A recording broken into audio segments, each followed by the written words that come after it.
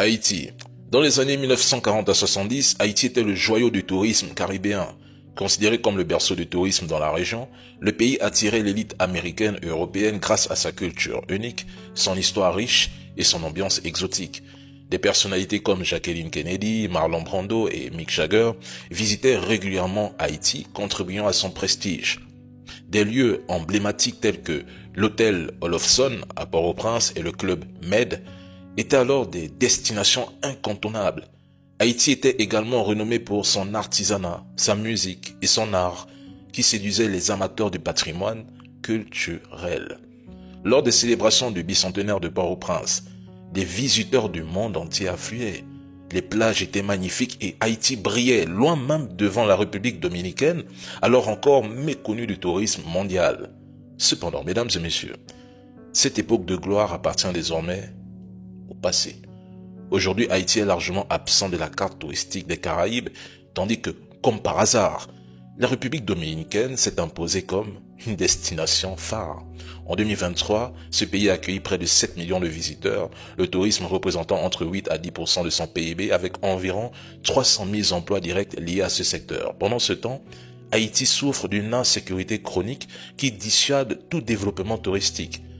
Depuis les années 1990 et de façon plus marquée dans les années 2000, les kidnappings se sont intensifiés en Haïti, passant de mobiles politiques à des motivations purement économiques.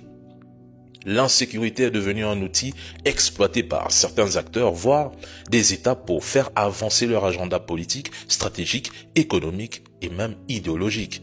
La majorité des armes utilisées par les gangs armés qui contrôlent de nombreuses zones, notamment à Port-au-Prince, proviennent des États-Unis, à Miami, et transitent par où?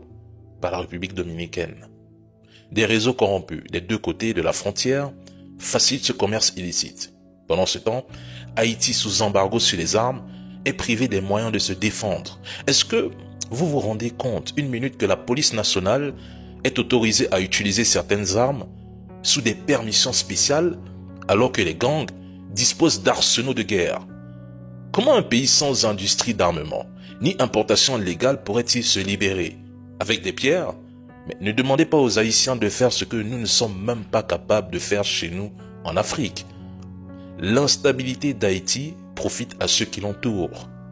Les États-Unis, entre autres, poursuivent un agenda idéologique semblable à celui des puissances occidentales en Afrique et même aux Antilles.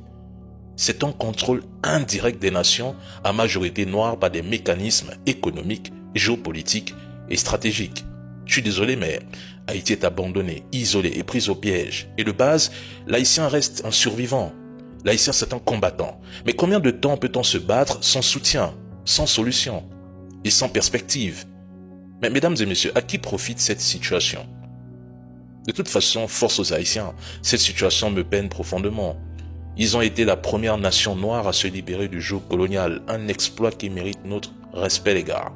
Cette âme de guerrier est enracinée en eux, mais sans un soutien extérieur, mais ils ne pourront rien accomplir seuls. Ne disons pas que les Haïtiens doivent se libérer, alors qu'ici en Afrique, nous sommes toujours soumis au néocolonialisme et dirigés par des dictateurs à la tête de nos États. Nous partageons les mêmes réalités, les gars. Il s'agit du peuple noir.